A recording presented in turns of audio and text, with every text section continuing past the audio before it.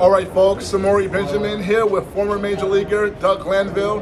Doug played from, I believe, 96 through 2004, played for a few different teams, most notably Philadelphia Phillies and Chicago Cubs, but we know that this is hip-hop 50th anniversary birthday weekend, and Doug was raised in Teaneck, New Jersey, I believe, right across the bridge from New York City and all that, and so we know, big celebration, and Doug is definitely in the generation of the beginning of hip-hop. He's seen the entire evolution of it. So Doug, I was at Yankee Stadium on Friday, the big concert, and it was the best concert I've ever been to. And, so it was from 6, did not end until 2 in the morning. That's how you do it. The last act went on at 1:15, Run DMC, and they were great. So just, Doug, what do you remember just about, first of all, how big of a hip-hop fan are you? Yeah, man. Well, that era, too, you talk about Run DMC, I'm thinking high school,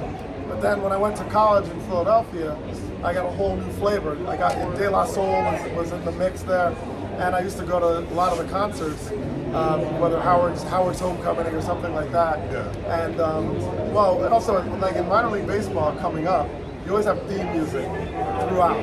And that's when, Pete Rock and CL Smooth, and we just had we had a lot of, the Ghetto Boys or something like that. We just kind of filled up the locker room with hip hop, and it was always fun, man. And just you talk about the lyrics, the beats, you think about like Gangstar, the jazz, and all that. So, I mean, we lived it, and I love it. All right, so Doug is also broadcasting today for ESPN, so only have him for a few minutes, so we thank him for joining us. Now, Doug, you know what, today I did a radio show, and I was doing it about baseball and hip-hop. And I grew up in the 90s when I was in junior high school, right? So, junior high, and I remember I was a baseball player. That was my number one sport in terms of playing if I had gone somewhere. And I remember kids would come to school if they had basketball games with their basketball jerseys on and all that. So I remember one day I had a baseball game after school. So I was like, you know what? I'm going to wear my baseball uniform to school. I thought I was very cool, but my classmates were kind of like laughing, like, yo, what are you wearing, And they were all, of course, into hip hop and, baseball uniforms and all that. It's not hip hop. NBA is really associated with hip hop and all that. And I just feel like the decline of the black ball player and interest for a lot of black youth, that they're so into hip-hop, and hip-hop is not associated as much with baseball as it is with basketball. So just, how about that thought, and just, what do you see? Ironic, because we had the bash in Yankee Stadium, Well, I think that a lot of times with baseball, you talk about representation, but I also think hip-hop cultural phenomenon transcending. It doesn't, representation, I mean, that's what was so powerful about it. You mentioned Run DMC, Lauryn Hill at this concert, and I mean, it's Fugees, I think of the Fugees, and when I was playing in AAA, and how important those sounds, and Lauryn Hill was just like a pioneer, just super talent. And so I always think of the fusion of not only whether rap, hip hop. I was a big Public Enemy fan, and they used they had the beats that they'd weave in, and Chuck T's still doing his relevant stuff that he's doing to this day. I collected a lot of the music, and then it would weave into You Got Game. You think about the culture in the movie industry, and kind of I used to watch those old school movies like Breaking and all the Breaking 1, Breaking 2. So I think sports ties it together because it has the same cultural impact in certain ways, and no doubt NBA is king when it comes to that. But I think that baseball still has its own flavor too.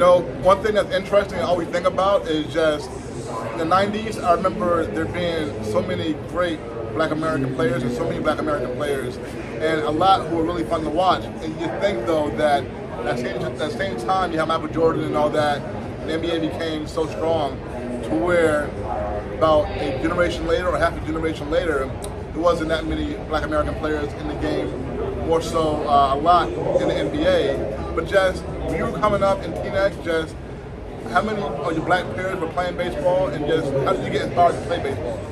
Well, fortunately, my hometown of Teaneck was very diverse, and I think we had a lot of cultural fusion and just learned and I think we all celebrated the same music. Like, I went to school with Andre Weston, so that's DOS Effects, you know, and they were English majors at Virginia State, I think it was. So, you know, he and his, you know, rap partner, so to speak, and they were talking about '92, like they won Effects and all that. And so I mean, you know, this was not only was it the fact that the music was so powerful at the time, it spoke to me, but also that, you know, I had literally people in my community that had an influence in this world. A recording studio in Inglewood, New Jersey. So I kind of grew up with it in a very family-like way, and music always and sports always kind of came together. So watching, you know, Dave Winfield live in Teaneck, I was associated with sport and a form of expression. So I'm just thrilled to be able to, you know, 50 years is a long time in anything, and to have that kind of relevance when there's probably times culturally people are trying to shut it down, and to still speak through and cut through all that nonsense and have this kind of impact that's influenced all these other artists, all kind of other genres of music and in sport. That says a lot for the power of the beat, the music, the artistry, and it's still going strong. All right, folks. Doug went to the University of Pennsylvania. He's actually the first Black American Ivy League graduate to play in Major League Baseball. And so, Doug, so you get to the Major Leagues and Philadelphia. You began in Chicago, and then you get with Philadelphia, where you played for about 4 or 5 years.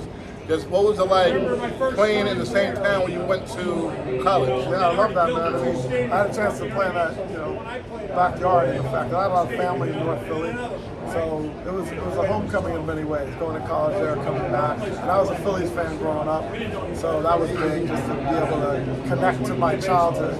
But it was a good run. I was there like 6 years. We didn't win, but I got a chance to play. Was a lot of good friends over the years, and also just to see the icons of my childhood be my coaches and managers. So it was a good run, and I made the playoffs with the Cubs in '03. That was my only playoff time.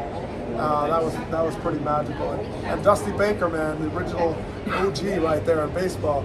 Dusty, what I call the godfather of baseball. He was always playing 50 Cent. His locker was filled with everybody. So he was quoting artists all the time, and he made it a lot of fun. That's great. And I actually saw Dusty last weekend. He came to the Yankees and was able to have a conversation with him. We interviewed him, and Dusty's the man, definitely. And you know what I want to ask you? So you talk about Dusty Baker, and so I'm definitely always been a big baseball fan and definitely studying the stuff. So I'm definitely aware of the lack of African American managers in Major League Baseball. And I know that I study the history of Major League Baseball. There's been less than 20 African American managers. And Doug Glanville right here, you would be a great candidate to manage or to be in the front office, wherever you would want to do. I'm just wondering if you ever gave any thought to maybe come on the field and coach, maybe manage, or even, you know, because today, front offices we hear, oh, they have all these Ivy League guys, and they all have statistics and all that. But we had Doug, you played the game, and you went to have the Ivy League. So, how about that? Yeah, well, it's a time and a place. I think for me now, I have 4 kids, young. I was a little worried about getting on that kind of schedule. I mean, it's already crazy just doing this. Yeah. So I felt like I wasn't really ready for that that time, you know. But I don't know. I definitely thought about it. I interviewed for the Rays job in 2014. I, you know, always talked to and fascinated by management, decision making in the game. But right now, I'm loving what I'm doing, and I'm just keep riding the wave. My last one for you. So many places where I could go, but we want to finish it off with the Hip Hop 50. So just Hip Hop 50th anniversary. You were talking about some of your hip hop groups who you were fans of. You told me that you were classmates with Lauryn Hill's brother and Penn, but who was your favorite hip hop group? Yeah, he was a couple of years younger than Mulaney Hill. I mean, you know, well, sometimes the lines are blurred on categories, so that's how I define it. But I always think of groups that I love in sort of the rap fusion. I mentioned Public Enemy. I would say, like, I still have all that stuff. I bought Chuck D's solo album and that song No on it. Loved it. I got to see him in studio years ago in Chicago. I kind of think of them a lot because of their beats. They're so unique, and there's such a fusion of different genres of music, and the guitar, and then the thought. So, you know, but there's so many examples of that. I say Public Enemy was probably my number one. There's somewhere there's a video of me doing, if I was going to work it out with my cousin. And I don't know where that is, but it'll probably be on YouTube today if I can find it. All right, and as we go, you mentioned your 2003 time in the playoffs. So Game 3 NLCS, game-winning hit, 11th inning right here at Doug Glanville for the Cubs. All right, Dougie, thank you, man. Thanks, man. I appreciate it. All right, folks, we're back. Bye, guys.